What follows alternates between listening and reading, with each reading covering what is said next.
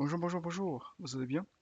Je m'appelle Philippe Zani, je suis un étudiant en deuxième année d'école d'ingénieur en génie logiciel.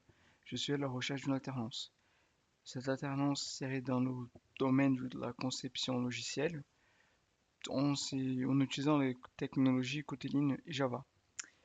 Vous trouverez en description les détails de l'alternance ainsi que mon contact, le seul endroit où je réponds.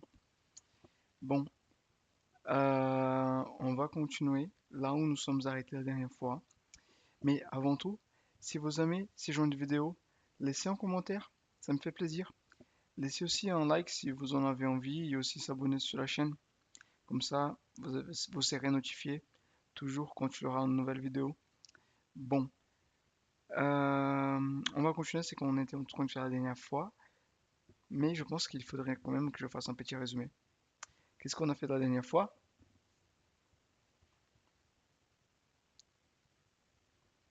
Oui, un bouton, un bouton sur l'écran. Yeah!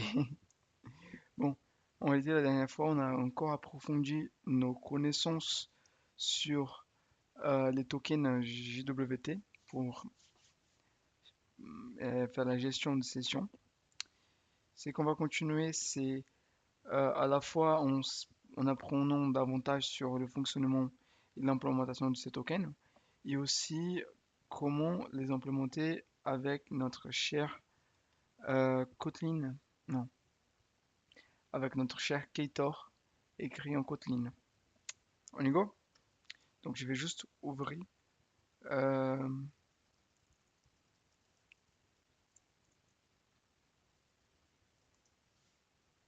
ceci. On va chercher. Oups, oups, oups, oups, oups, oups, oups. Ça, c'est mon truc de l'école. Ok, ici, c'est une chose. Euh, Ceci, c'est un outil déjà créé pour faire, euh,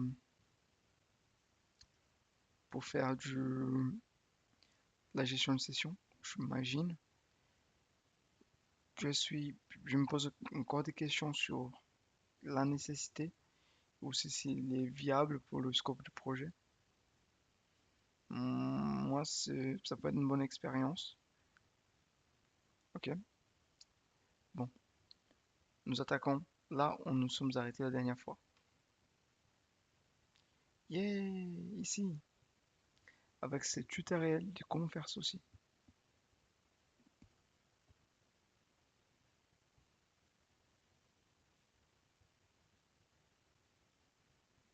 Mhm.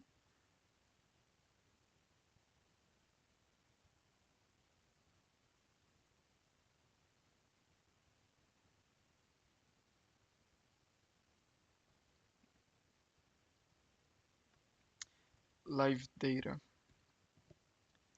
Live data, healed, retrofit, ok, HTTP, and data store. Ok, live data, je vais en parler après. Healed, si je ne me trompe pas, c'est pour faire des dependency injection. Retrofit, je ne me rappelle pas du tout. Ok, HTTP, c'est pour faire des requêtes HTTP. Des restore, c'est pour, c'est pour sauvegarder. C'est, ouais, la meilleure vision que j'ai, c'est comme c'était un local storage, une espèce d'endroit pour emmagasiner des choses, mais côté front. Ok?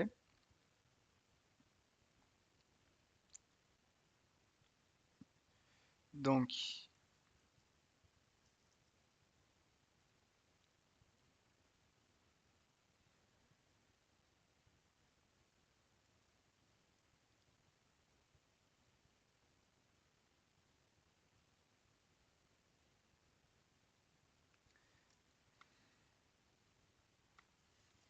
retrofit et ok, HTTP. on utilise creator client à la place. Les GI, on fait à la main.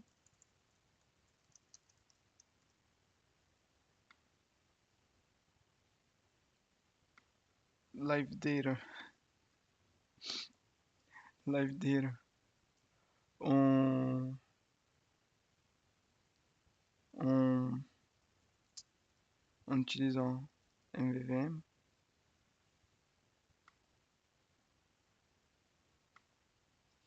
Live data, c'est ok.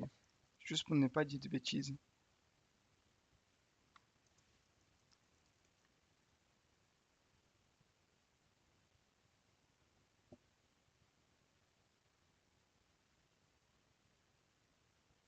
Is an observable data holder class. Ok. Quand nous avons des classes qui sont amenées à changer de valeur, ok, je vais faire ça avec un exemple. Ok. Euh, count. Ici, je vais faire var I égale 0. On clique I++.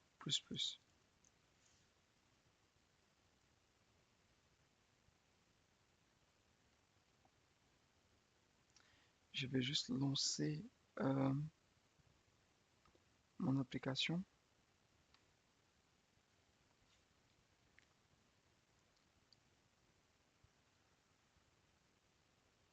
Euh, Run devices.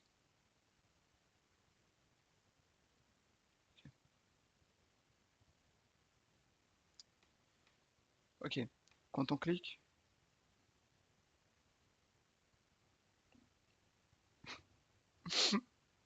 attendez, il y a log 4 qui dit quelque chose?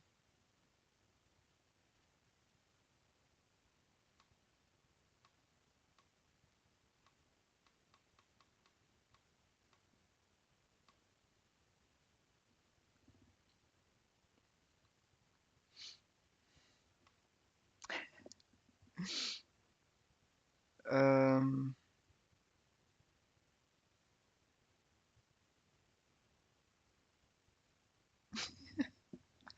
ah, ok, je sais pas du tout pourquoi ça marche pas.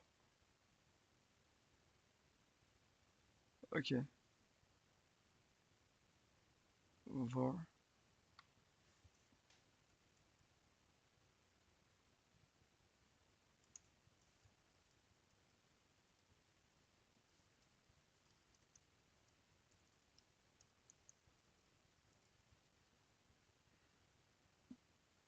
Ok, on va relancer.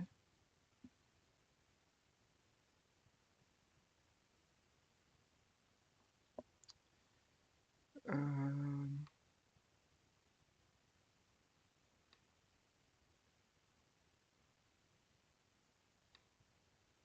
oui, oui. Attendez, on va faire.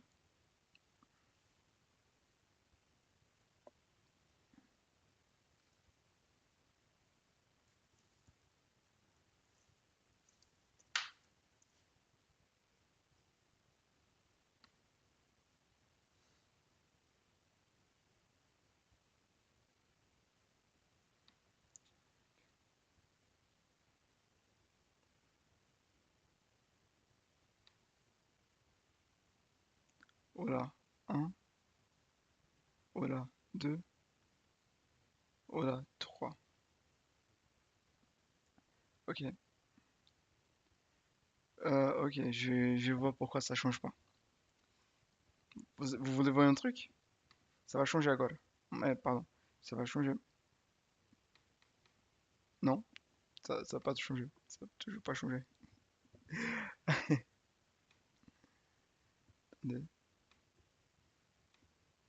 Ok, si je fais comme ça. Non, ça change toujours pas. Je vais vous montrer un truc. ça change pas. Pourquoi? Pourquoi ça change pas?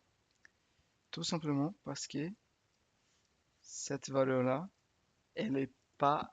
Ok, on la change, elle est changée en mémoire, tout va bien, mais elle n'est pas changée sur l'interface. Parce que l'interface et la quantité mémoire, c'est pas la même chose. Euh, En Java, on a un peu la même histoire quand on attribue, par exemple, on a, en fait, quand on fait des attributions des variables, comme par exemple, va un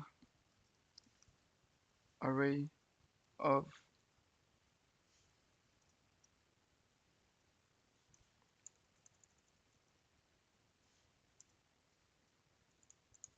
ok, c'est peut-être comme ça,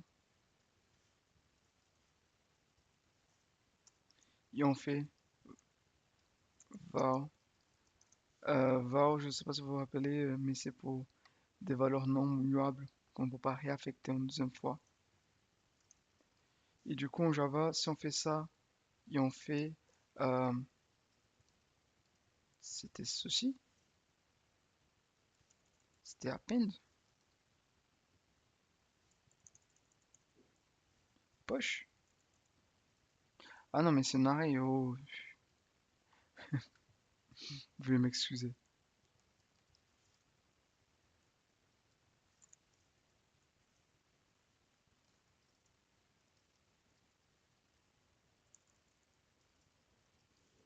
Voilà. Parce que bien sûr que les listes, ça change pas.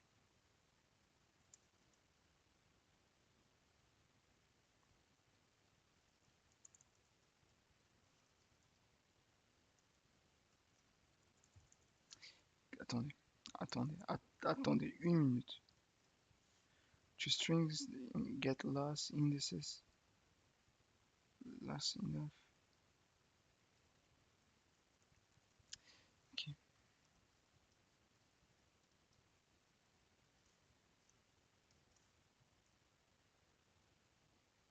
ok. Maintenant oui. Là, j'ai déclaré une liste muable. C'est-à-dire qu'on peut là, voilà, voilà. Si on ajoute 5, normalement en Java, pardon, et je fais print, et on fait un println. Ceci n'a pas fonctionné, mais on fait println. Et supposons que ça va afficher toutes les valeurs, euh, la valeur 5 ne serait pas affichée. Donc, pour le, pour l'interface, c'est la même chose. On a une dissociation du côté mémoire, du côté interface. Donc, il faut euh, déclarer une interface capable de se mettre à jour une fois que le côté variable est aussi changé. Donc, on aurait var remember, ma parenthèse est énorme. Vous veuillez m'excuser. By remember mutable state of. Et là, on met 0. Là, nous sommes en train d'écrire. Là, nous sommes en train de dire, ok, maintenant notre variable, c'est une variable qui est aussi modifiée côté interface. Ok? Donc, vous voyez, maintenant ça se change. Et là,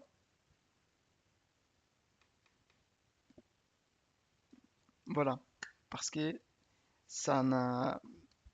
Il est mort.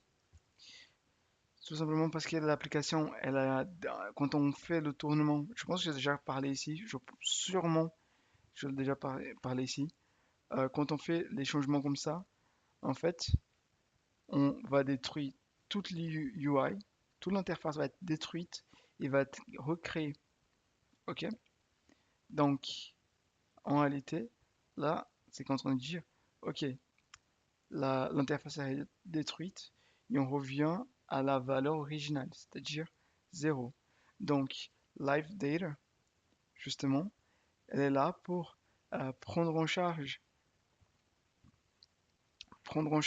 cette modification. C'est-à-dire que c'est une espèce de, on dirait une espèce de buffer qui est là juste pour tenir une valeur. Donc on va utiliser une autre chose à la place qui s'appelle ville modèle. Ne vous inquiétez pas, on va ensemble. Ok.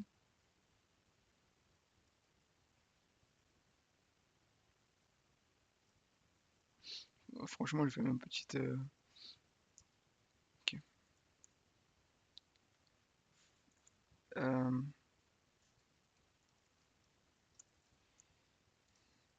this text is a placeholder text.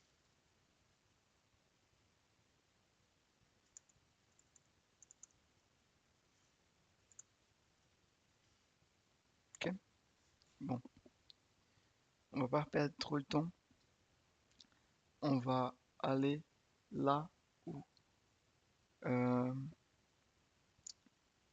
il faut.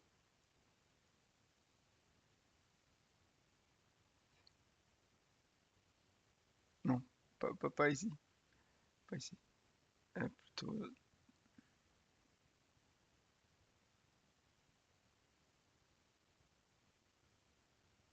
Ok, plutôt là. Euh, Qu'est-ce qu'il nous faut? Il faut mettre en place. Non, non, non. Non, non, pardon. Il faut que je lise le tutoriel.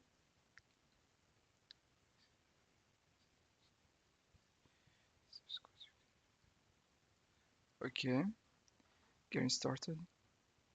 Il y a DT Store. Est-ce qu'on a. Je pense qu'on a tout, non? On a tout mis la dernière fois. On a mis euh, DT Store. On l'a. Hilt. Ok, HTTP, on n'aura pas. Ouais, on a DT Store. C'est bien, c'est bien. Ceci là, on avait parlé qu'il était plus nécessaire. Ah, non, pardon. Si, si, si, si, c'est nécessaire. Mais en fait, c'est pas nécessaire de faire la demande de de permission. On a juste à le mettre ici et on est bien. Ok? Parce que c'est une des permissions qui on est conçu au démarrage de l'application. Ceci est notre manifeste, un document qui sert à exprimer la, les intentions, intent de l'application, et où on déclare les permissions, on met l'icône de l'application, tout ceci.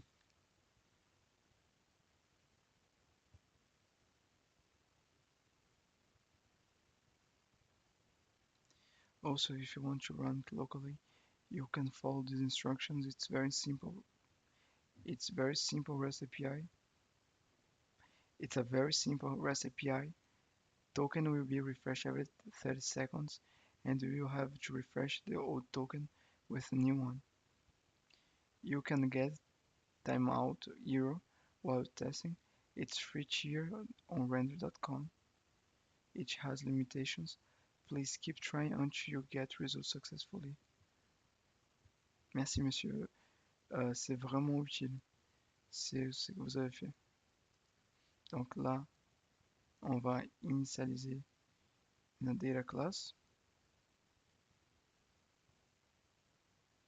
Donc on fait user et on va faire une data class. Qu'est-ce que sont les data classes? Les data classes, c'est des... Justement, ce sont des classes dont la seule fonction c'est d'être un placeholder des données. C'est-à-dire qu'on va juste créer des données pour créer des données. Pardon, on est en Kotlin. En Kotlin, on a une priorité au constructeur primaire. À la place de faire ceci, comme on fait en Java, j'ai même oublié la première lettre majuscule.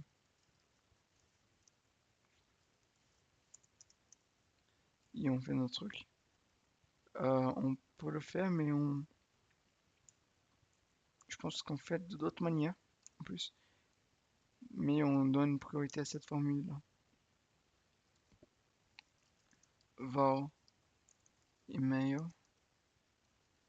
string val password. Jusque là, je n'invente pas l'eau chaude. Et on met notre petit serializable pour dire qu'on peut transformer ceci en, comment ça s'appelle, en données en bits. Transformer ceci en bits, tout simplement.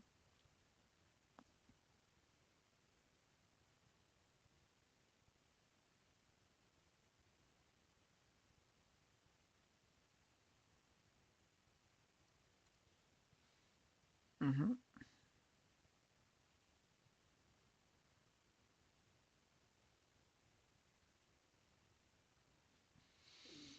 Mhm.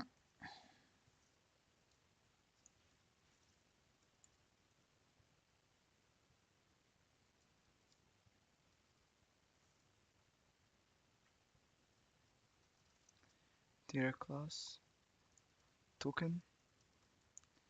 Ah, vous savez même pas ce que j'ai découvert récemment. Spring. Pardon, c'était un typo. Non, c'était une, comment ça fait ça? Un lapsus révélateur. Et Spring Boot qui me manque. Ceci.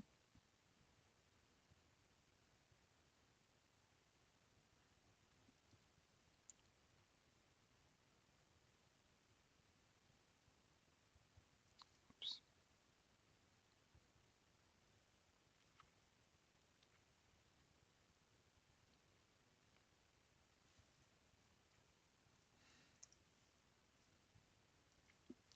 Voilà, je sais ce que je disais. Ah, je découvert que Rust, ça ressemble beaucoup à Kotlin. Au niveau syntaxe, au moins. Je suis pas trop vu. Je vais pas vous mentir, peut-être que je dis des choses superficielles. Mais je regardais Rust et je me disais, waouh, mais ça, c'est bizarre, ça ressemble tellement à ce que je suis habitué.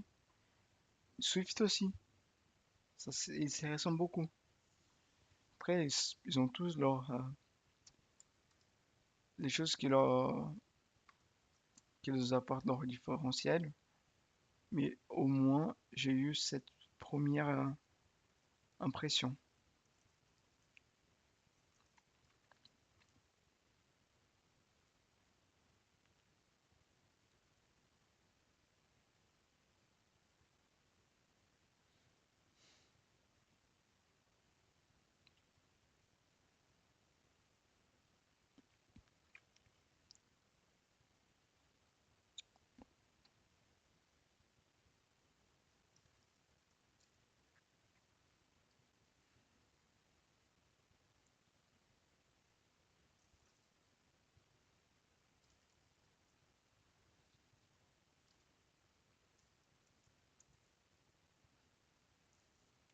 Tac.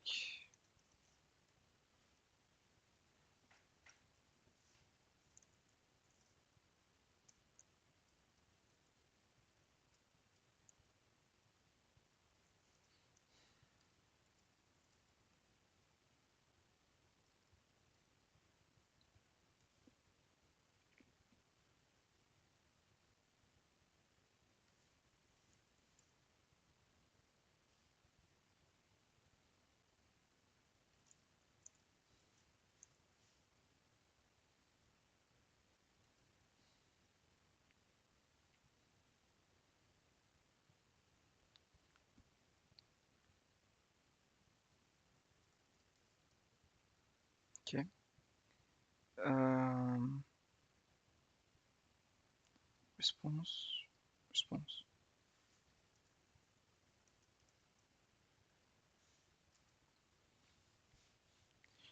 Et par conséquent, ils deviennent plusieurs fichiers parce qu'il y a d'autres classes, plusieurs classes dans le même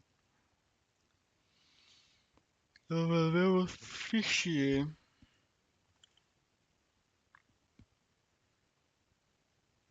Donc on vient ici, Ktor, Setup.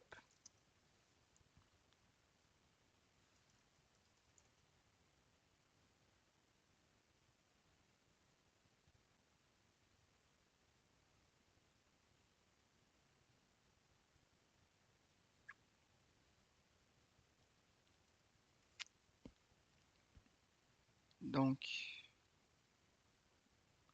on va faire ceci, New Package, okay. Client.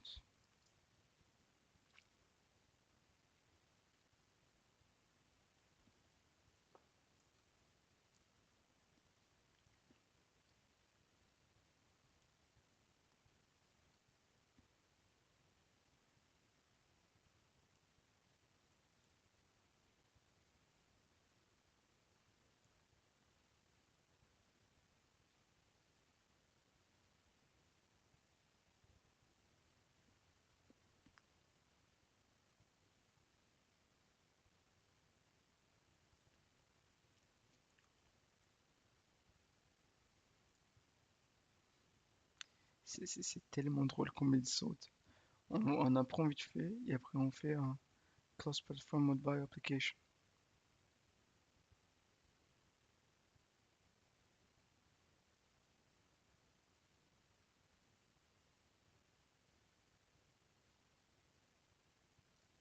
Ah, j'ai oublié d'implémenter les coroutines.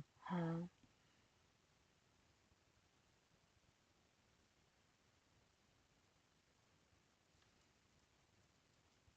oups,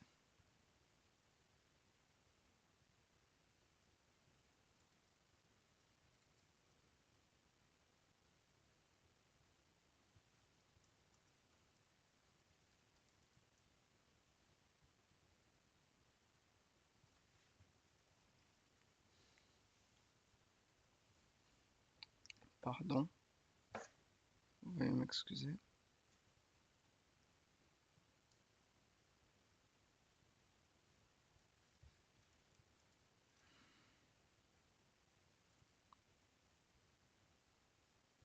Libraries.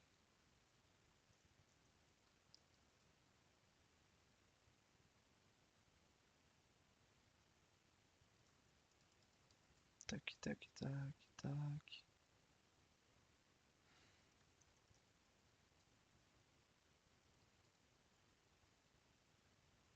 Ceci on a déjà.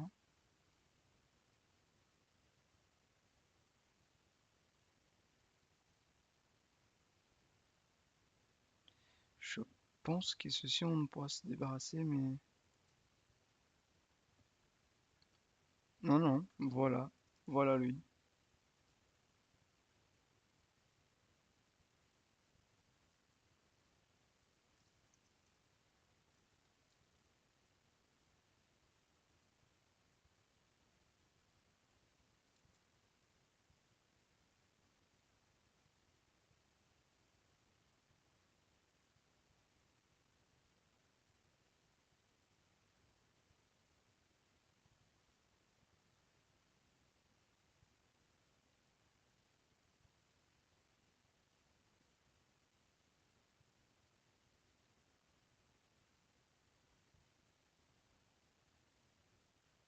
Ok.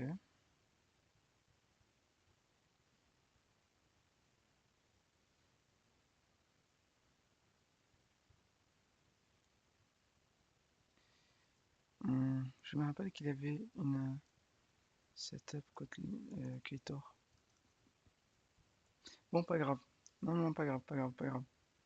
Je commence à créer, je commence à vouloir créer comment ça s'appelle? créer mes propres problèmes. Donc, je vais juste créer une petite client. Là, on va faire. euh,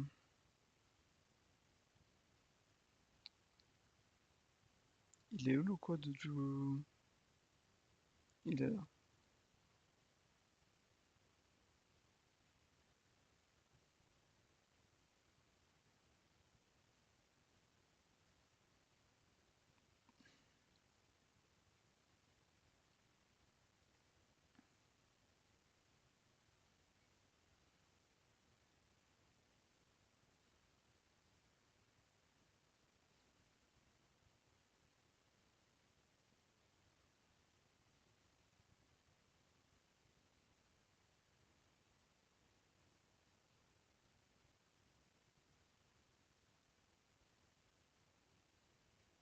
Ok.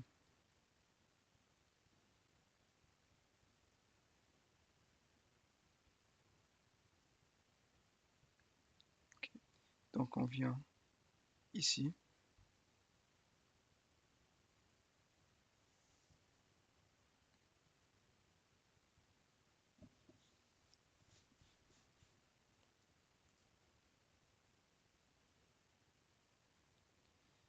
Donc, on fait var http client du type client.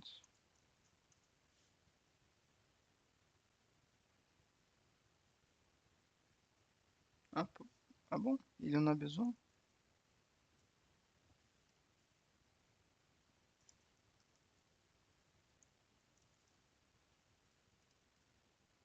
Mais, mais pourquoi j'ai besoin que ça soit hyper différent de 0? Pardon. Que ça soit hyper différent du nul. Constructor has no new self-reference parameter. Ah non, pardon.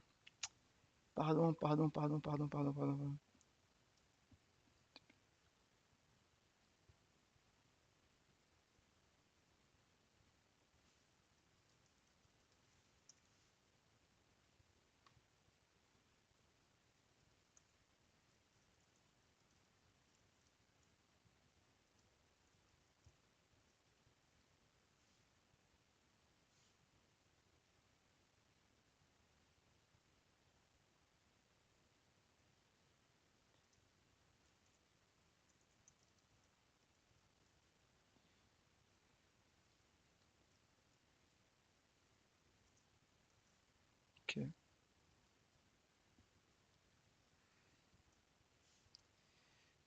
Ici,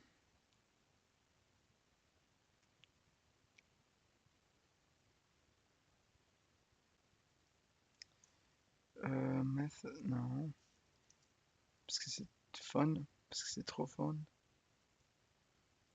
Euh,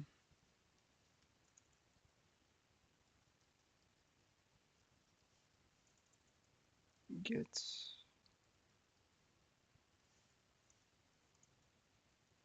donc ça va faire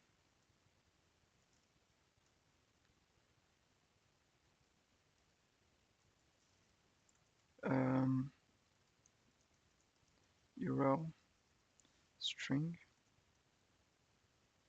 et on fait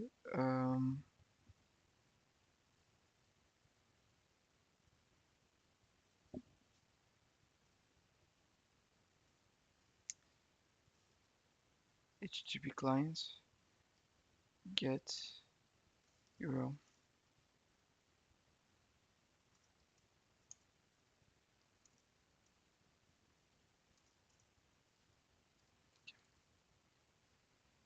Par conséquent, on va faire return et là on met notre return qui va être response.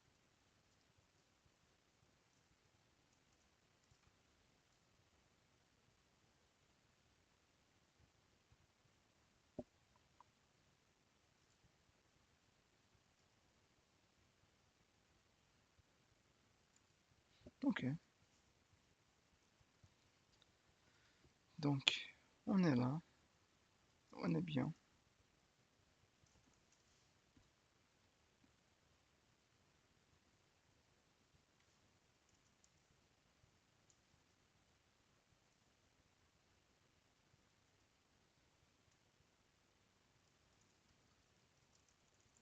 Je vais juste voir une chose.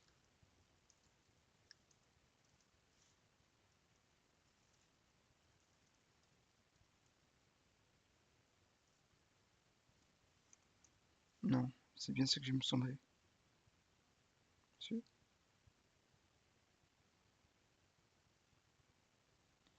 Unexpected using expressions.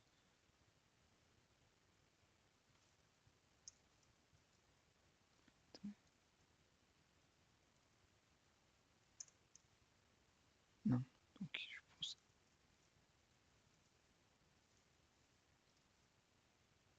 Ah non, pardon.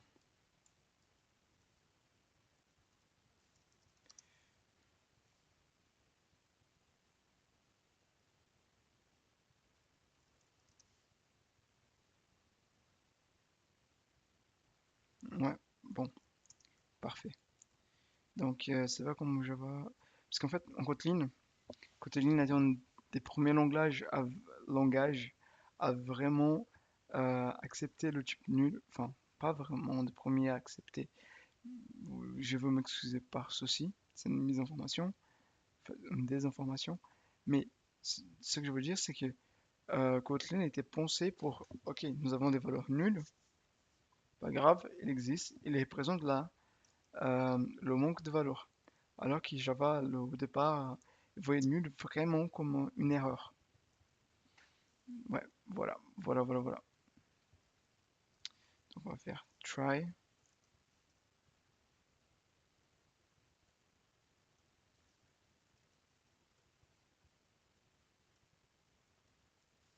non,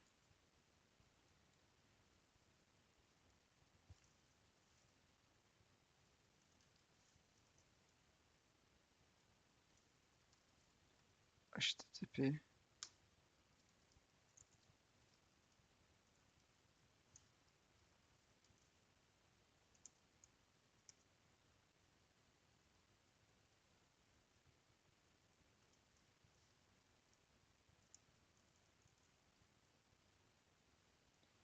euh,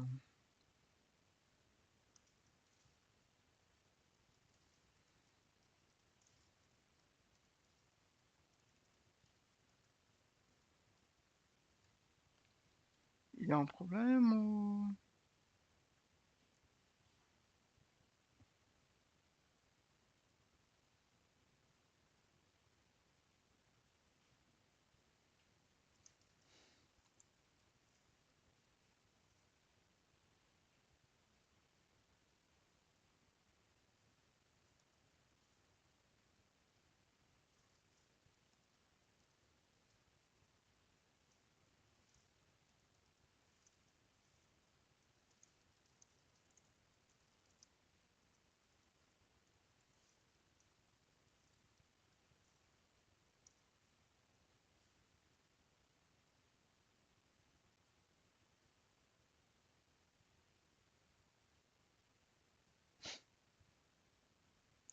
Pas une bonne idée.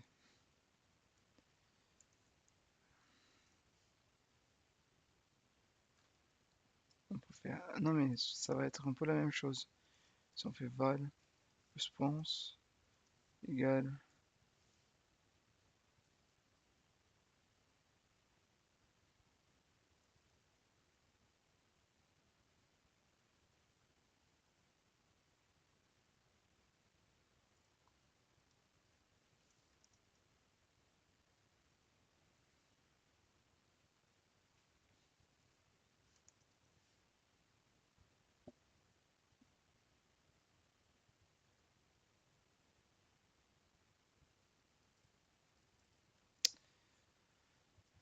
HTTP exception,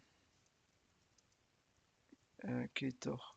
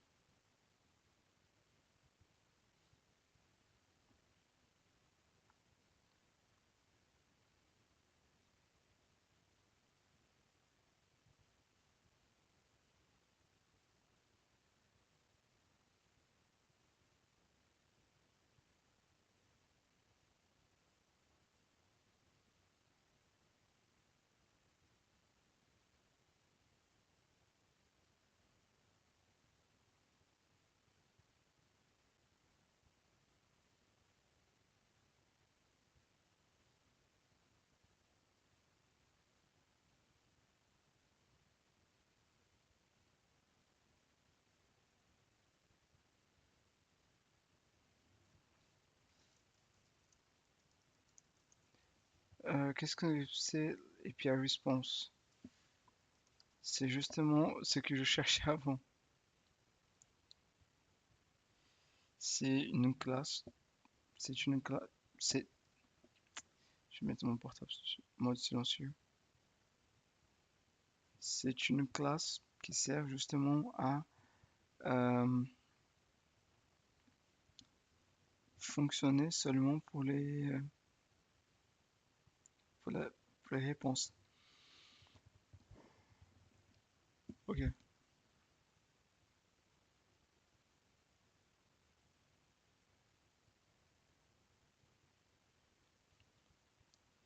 Euh, donc nous avons la classe API Response, out t any data class success, out t any val data API Response, data class hero.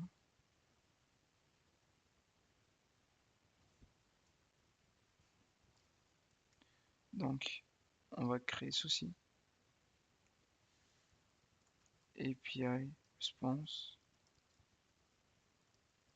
.kt, tkt, pardon.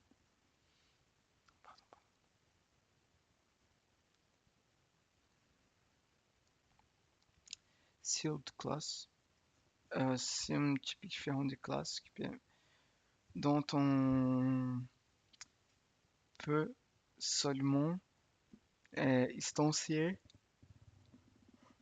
certaines classes. Enfin non, comment je veux dire. C'est un limitateur d'instanciation. C'est-à-dire seulement certaines classes peuvent instancier certaines classes.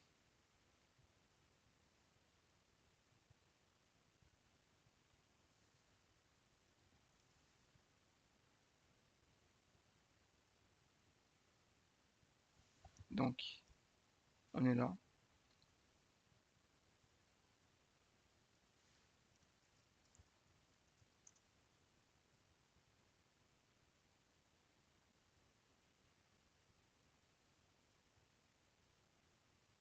Je vais juste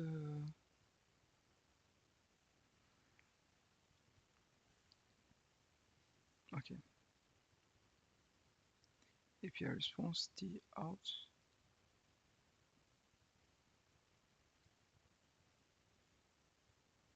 sealed class data class success API response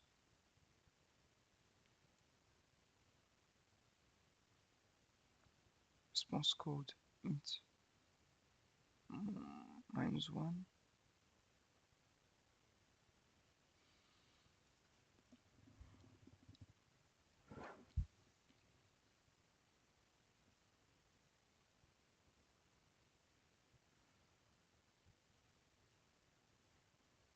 Ok.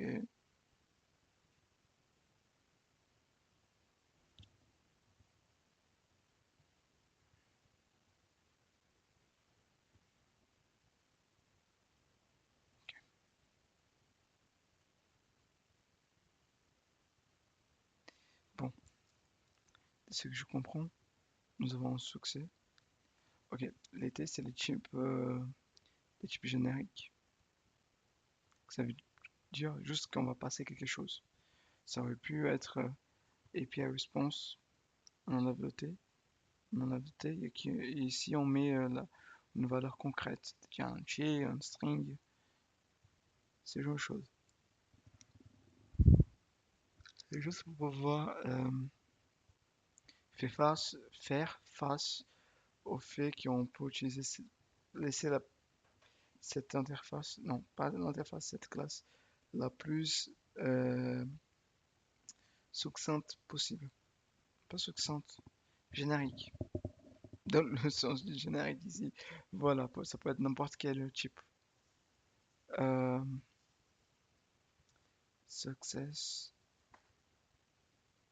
Ok.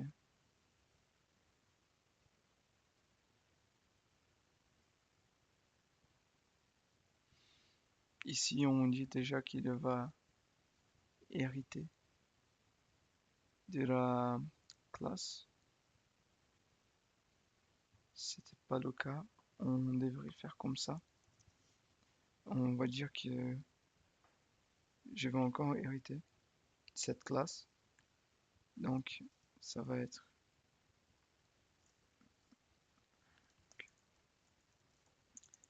euh, success hero, mais. Donc, on va faire data class, mais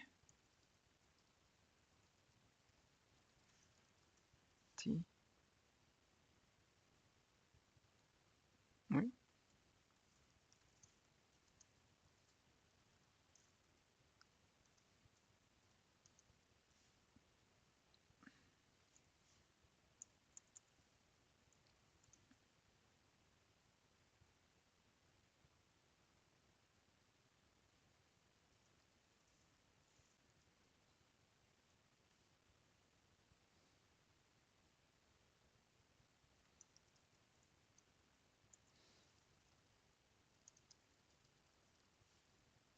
il est content.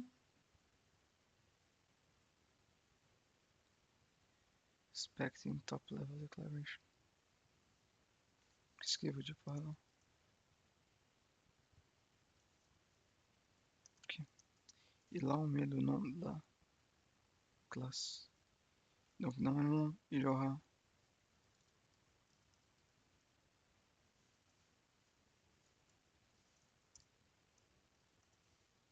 la possibilité.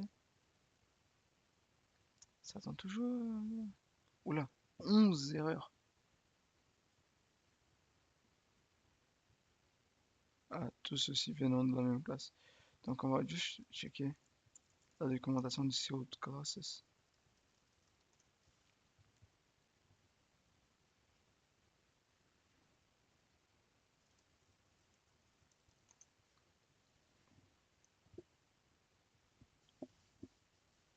Juste parce que je ne m'appelle pas très bien.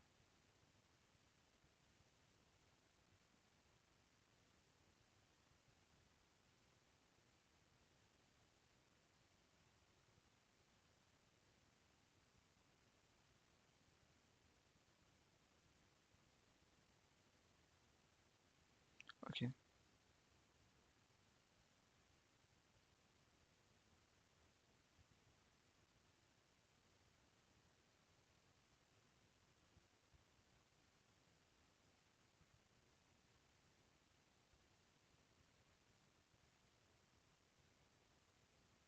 ok.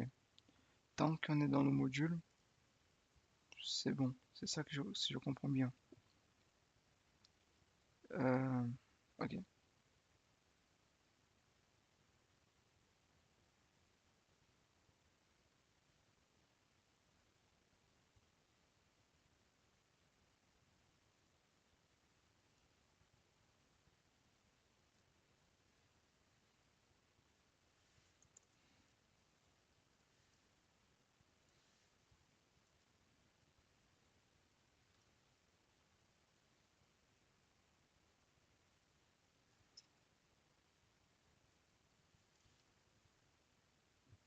c'est ça?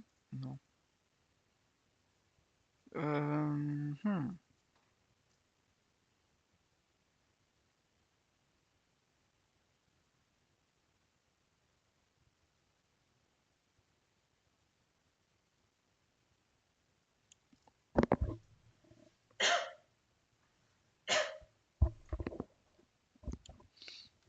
hmm,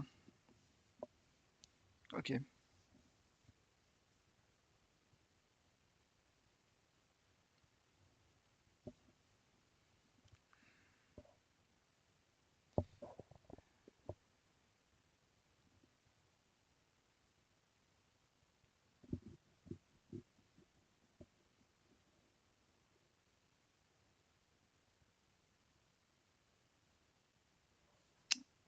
c'est étrange.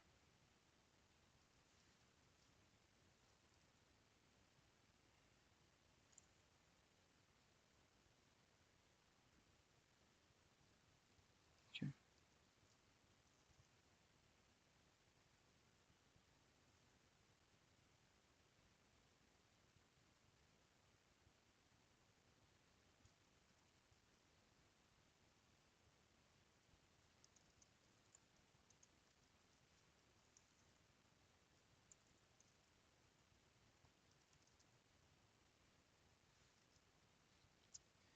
notre problème ici, c'est avec le generic type Kotlin.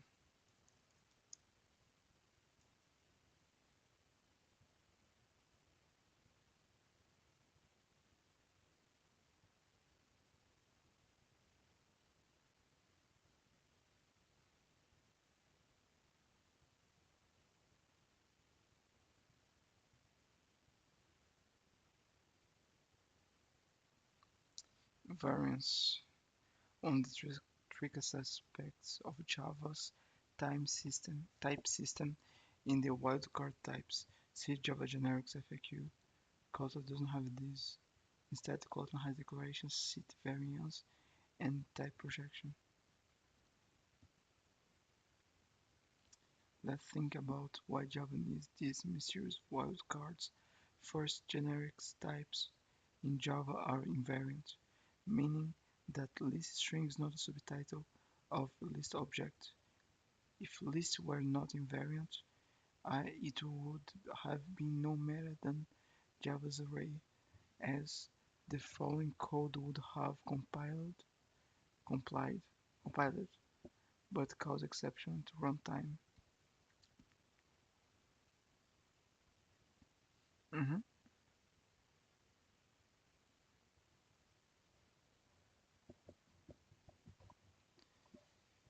Java prohibited such things to guarantee runtime safety, but this has implications.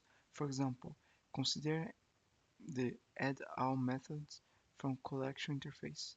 What's the signature of this method? Intuitively, you'd write it this way. Interface collection E add all E collection E items. But you would not be able to do the following, which is perfectly safe. Cop all collection object to collection string from. That's why the actual signature of add-all is the following. Collection E void add-all collection question mark extends E items. So with this we can use add-all. The wildcard argument question mark extends E indicates that this method accepts collection of objects of E or a subtype of E, not just E itself. This means that you can safely read E's from item. Elements of this collection are instances of a subclass E, but cannot write to it, as you don't know objects comply.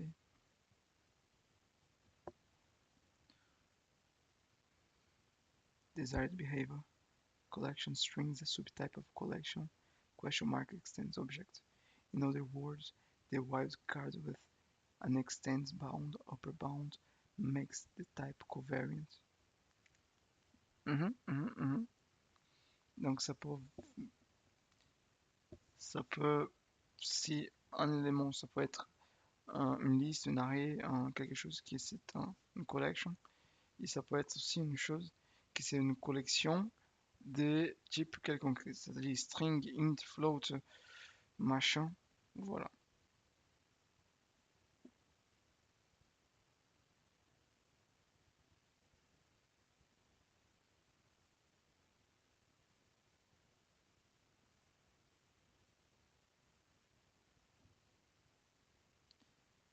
Ok, mais c'est où qu'on commence à parler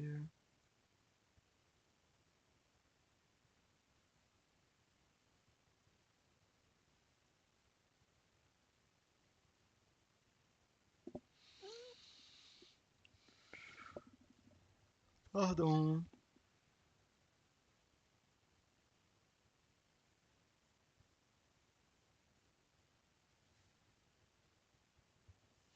J'ai pas vu Out. Ok. trouver. Declaration site variance. Let's suppose that there is a generic interface source T that does not have any methods that take T as a parameter, only methods that return T. Mhm. Then it should be perfectly safe to store a reference to an instance of source string, okay, in a variable of type source object. Okay, there are no consumer methods to call, but Java does not know this and still prohibits it. Okay,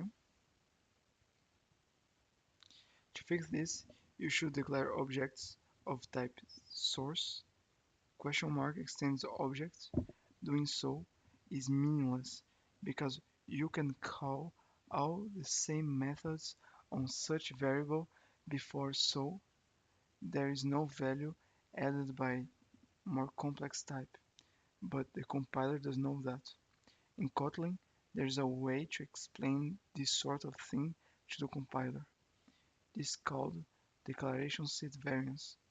You can annotate the type parameter T of source to make sure that's only return produced pardon, from members of source T and never consumed. To do this, use the auto modifier. Ok, juste pour dire que notre classe va être quelque chose, va faire quelque chose, va faire, comment dire, va générer, va, nous aurons des méthodes qui vont retourner un type, mais on n'aura pas l'entrée du type en soi.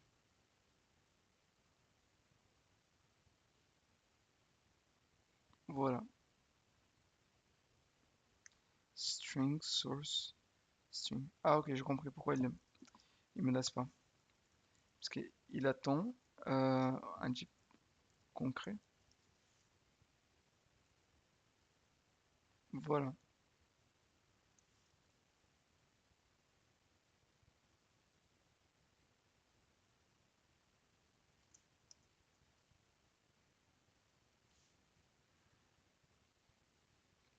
Voilà. Parce qu'il ne prend pas, on charge le mais. Mais. Ok. Donc là, notre mais, c'est la même chose. Ici et ici. Ici, c'est un truc concret. Alors qu'ici, c'est pas concret du tout. Mais parce que, pourquoi justement? Ok. Data class API response.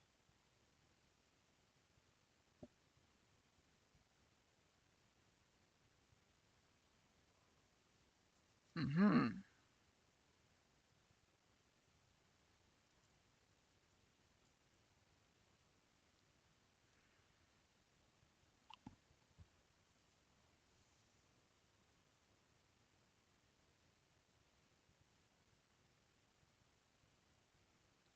Handle results.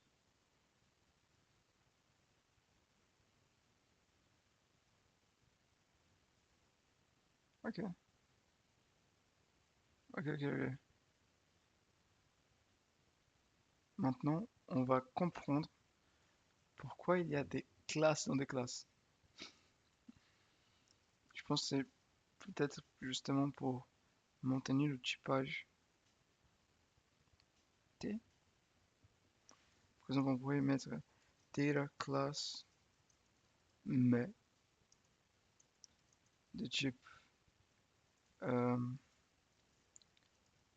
out t any. Là, on fait val, val, je sais pas, machin. C'est du type T, pas YouTube. Et là, il va recevoir un API type T.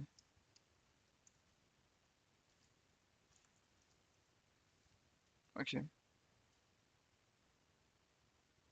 Et là, il faudrait avoir un else. Tout à fait.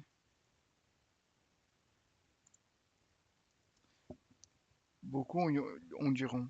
Mais ce switch, parce que ceci c'est un switch, ça c'est comment on déclare le switch. Le switch, il ne respecte pas les principes ouverts fermés. Il faudrait. Non, non, non, non, on s'arrête là. Il faut rien du tout.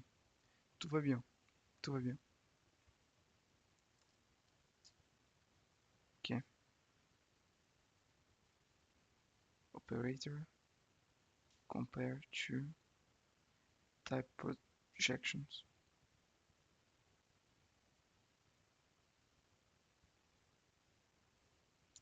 It is very easy to declare type parameter as out and avoid trouble with subtyping on the user side, but, some classes can actually be restricted to only return T's. A good example of this.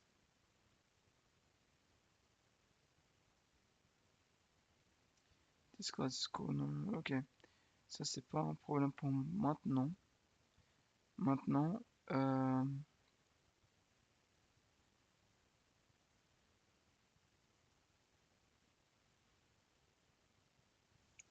ok.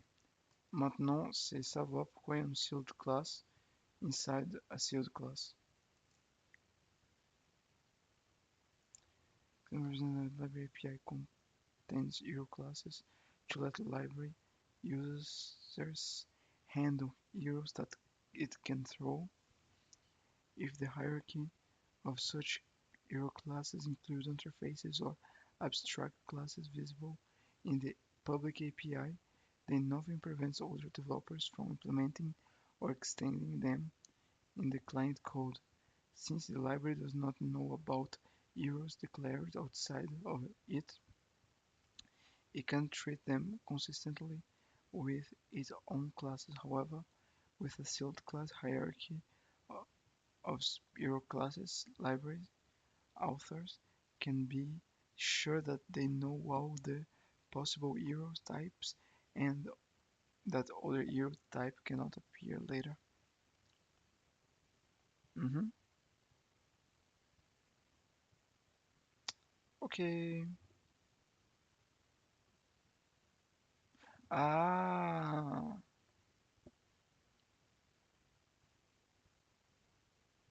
Ok, c'est vraiment un comportement d'une sealed class d'avoir ceci. A sealed class itself is always a abstract class and as a result can't be instantiated directly.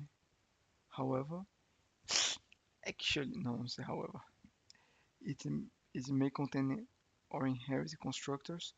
These constructors aren't creating instance of the sealed class itself, but for its subclasses.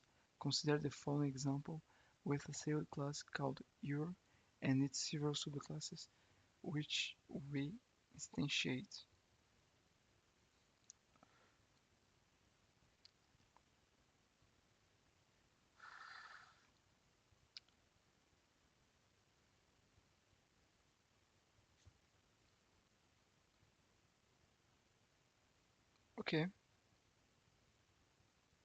Ok, ok. C'est une subclasse.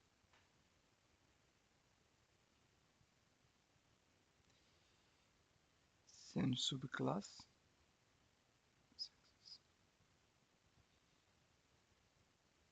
Et on a fait ceci pour dire qu'il va produire qu'il y a des choses. Mais il produit rien du tout. On peut pas faire, par exemple, fun method. Ok, my method qui retourne le type T.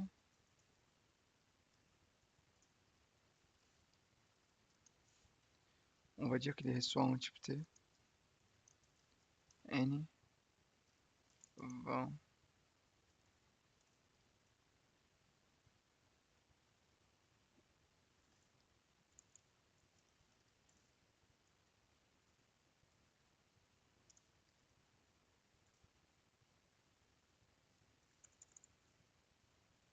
Ça passe?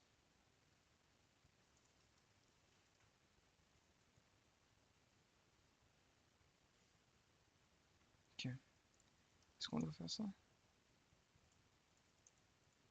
Non, non, non. Ah, ok, pardon. Donc, attends, comment ça?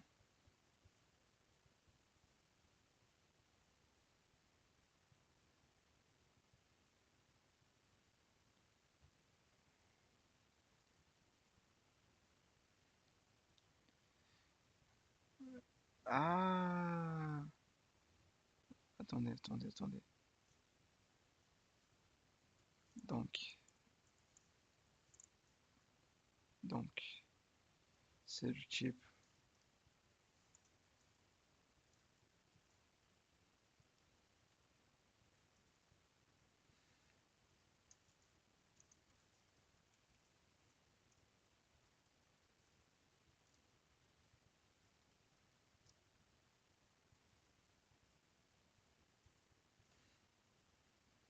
Non.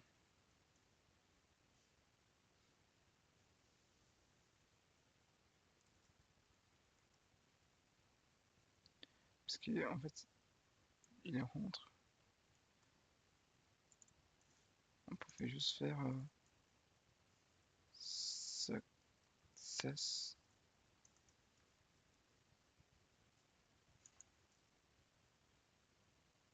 Non, on peut pas le faire. Non, parce qu'il n'est pas instantiable.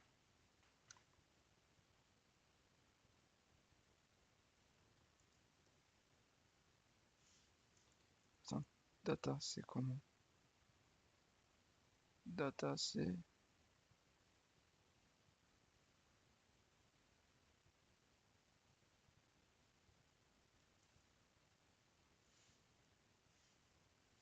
12. Euh, C'est étrange. Je sais pas du tout comment travailler avec ce truc. Euh,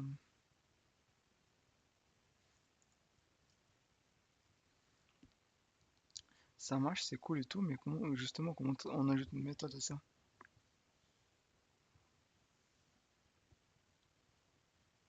Mhm.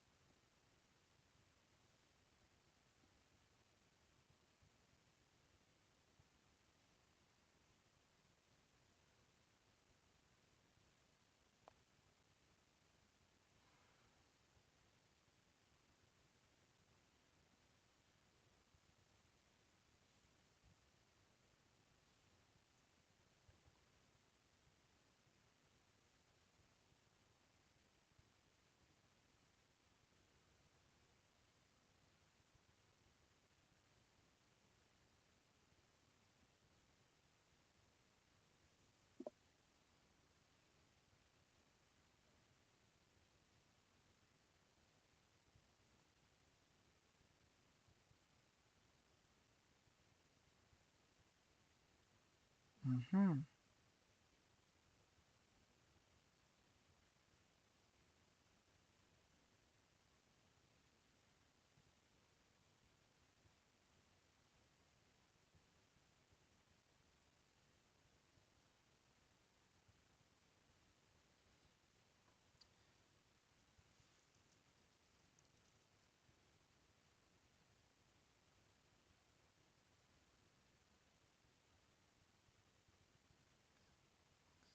Geeks for kicks.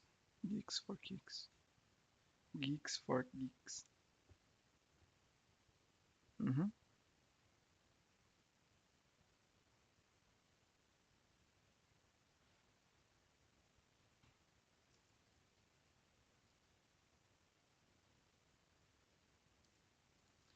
generics and sealed classes.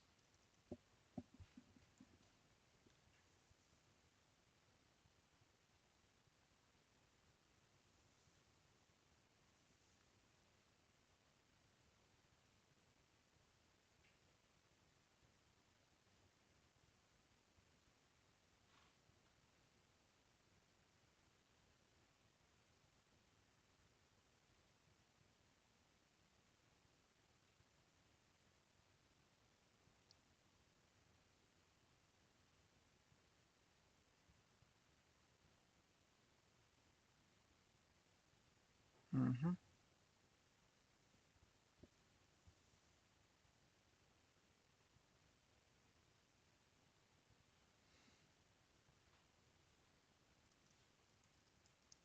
Kotlin.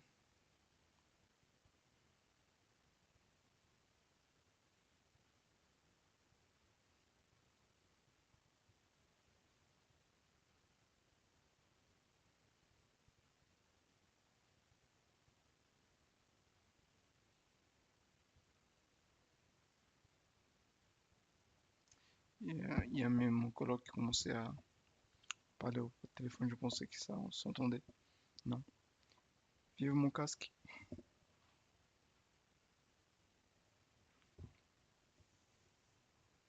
Mhm.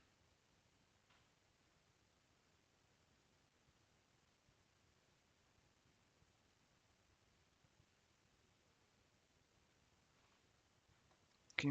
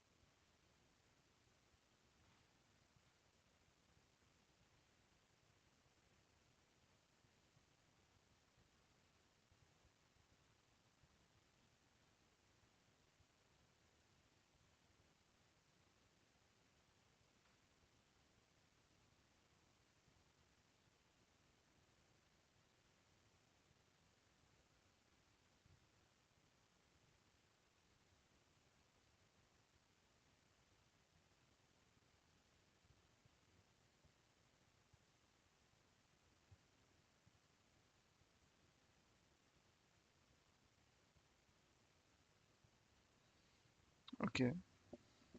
Venez, donc ceci c'est littéralement la classe qu'on va utiliser, mais appliquée au,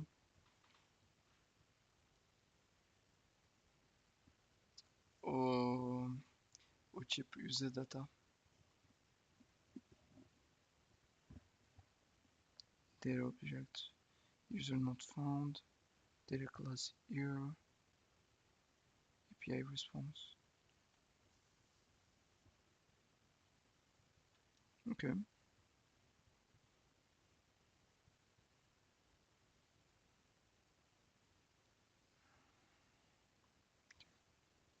bon. Euh, donc notre objectif principal, c'est l'utilisation de ce petit camarade-là. On s'est dévié un peu trop. euh, on s'est dévié un peu trop aujourd'hui du but, parce que j'ai curiosité. Mais si on revient ici, on a juste besoin, on a besoin de faire des gâteaux. Donc ça, on laisse de côté, on revient après. Si c'est nécessaire ou non. Si c'est nécessaire, on l'utilise. Si c'est pas nécessaire, on l'utilise pas, l'efface. C'est juste que pour moi, ça c'était important pour faire quelque chose. Ok? Response. Ok. Il dit que c'est du type any. Non, c'est pas du type any. Euh,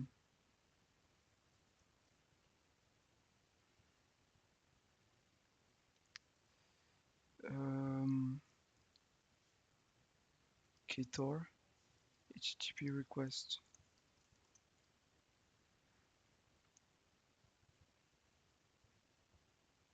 Mhm.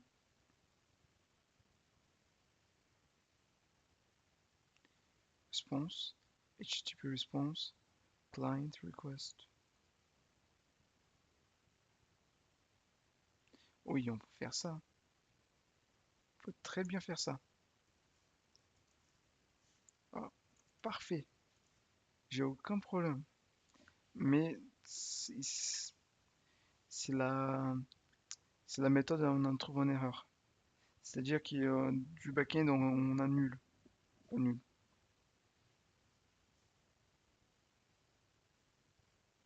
On a eu, je sais pas, une erreur.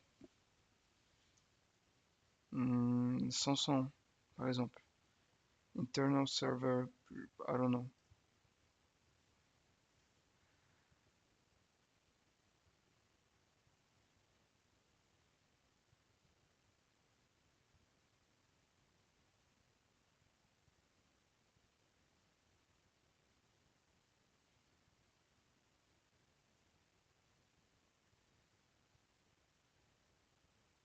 Mhm.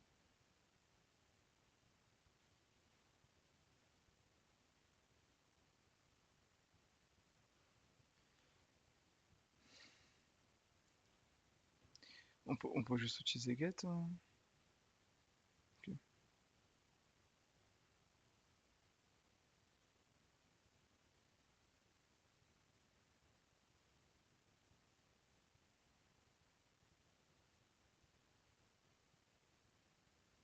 Je vais sauvegarder ça pour moi plus tard. Euh, c'est pas separately. Client.get URL host cater.io path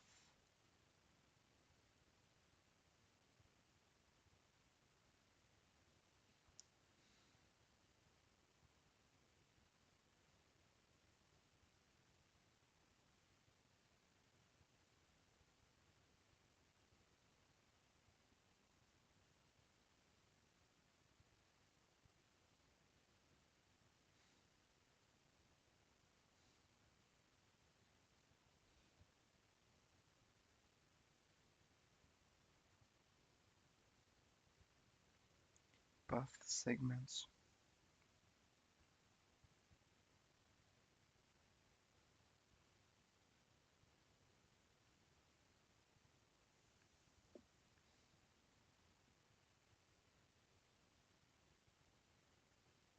Mhm.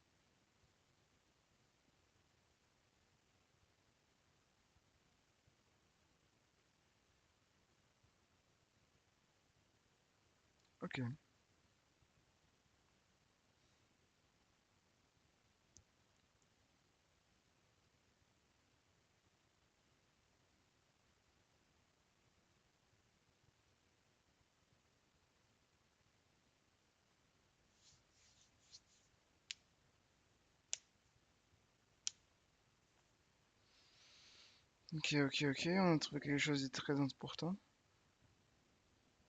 Mais c'est toujours pas ce qu'on attend.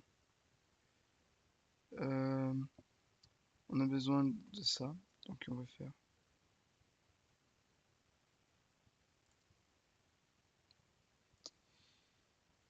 Euh,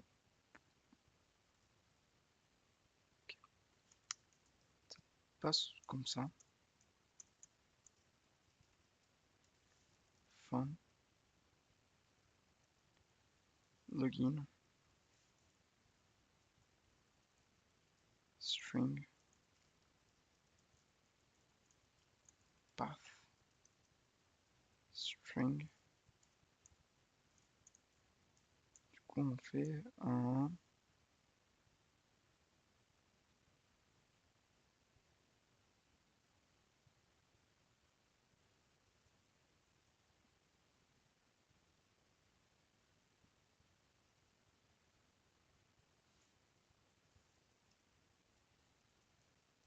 body, string.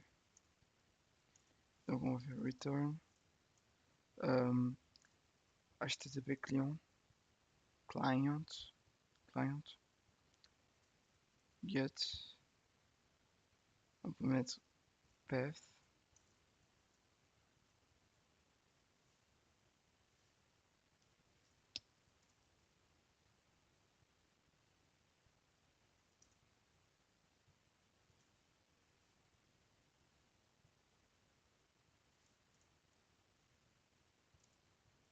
Oui, oui, oui, oui. Par conséquent, on met ici euh,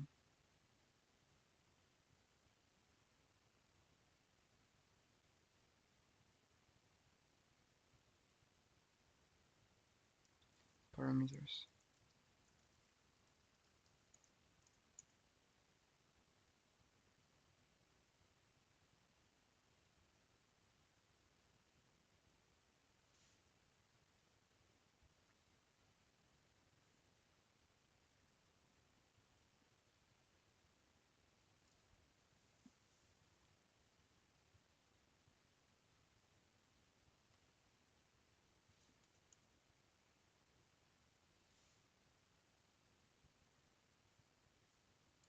Ok, URL,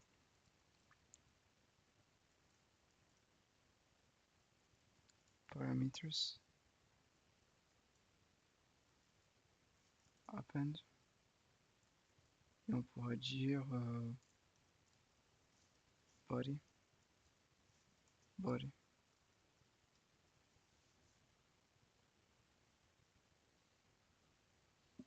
Non, pardon, pardon, body.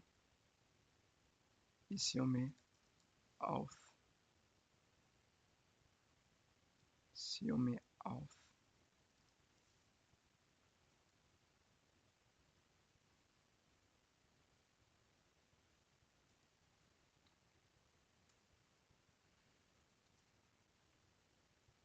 Ok.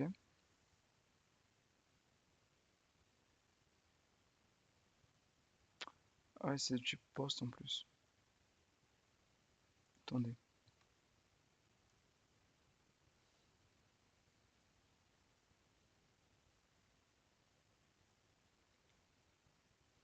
Euh,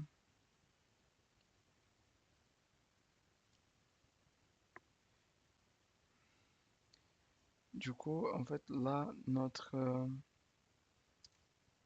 le retour de cette fonction serait de type succès ou de type erreur. Mais on va pas implémenter ça ici maintenant. Pourquoi? Pourquoi? Parce que je pense que je me suis trop divergé du sujet. J'essaie de au moins essayer de rattraper un peu du temps perdu.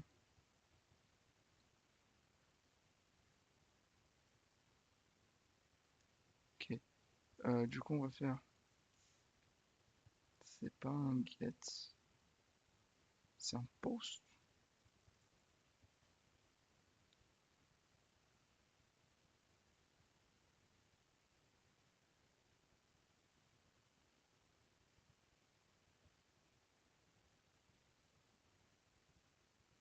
Ok. Later in this article. Pas grave. On fait du tutoriel. Enfin, voilà.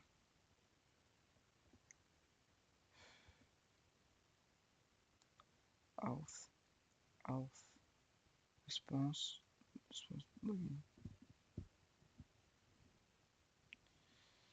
Bon, c'est dit, c'est dit que c'est un poste. Pas grave. Donc, il n'y a pas de souci.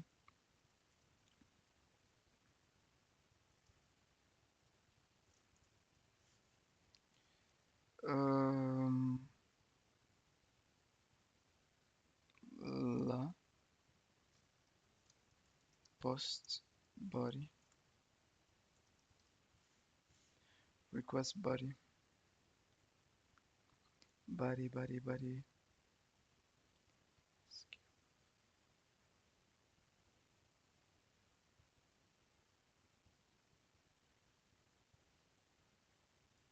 Ah, donc, tu penses que c'est juste aussi?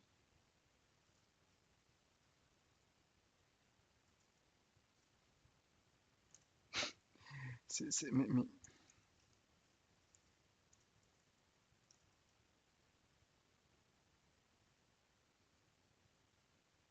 non.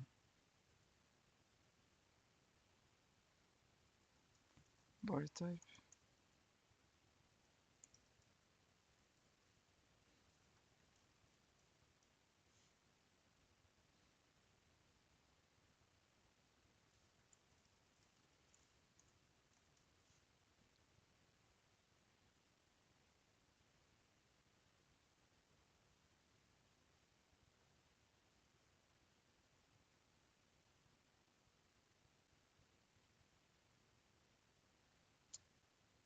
c'est une classe abstraite.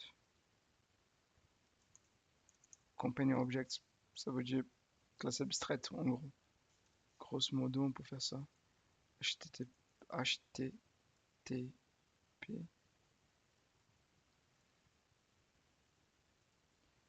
HTTP, request builder,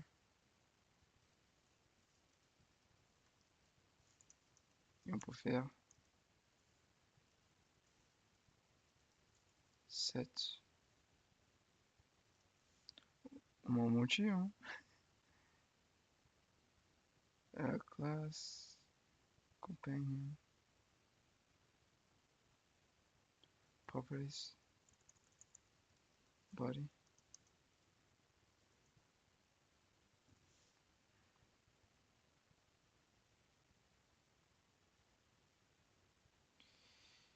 request builder,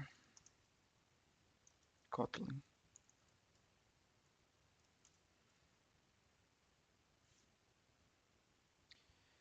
Euh, il commence à être tard. On va s'arrêter pour ici pour aujourd'hui. Bon, merci à tous de m'avoir accompagné jusqu'à maintenant. C'était vraiment un plaisir. C'était vraiment incroyable. Si vous avez des commentaires, laissez des commentaires. Si vous voulez laisser un like, laissez un... Abonnez-vous, pardon, plutôt. On se voit demain. Bye bye.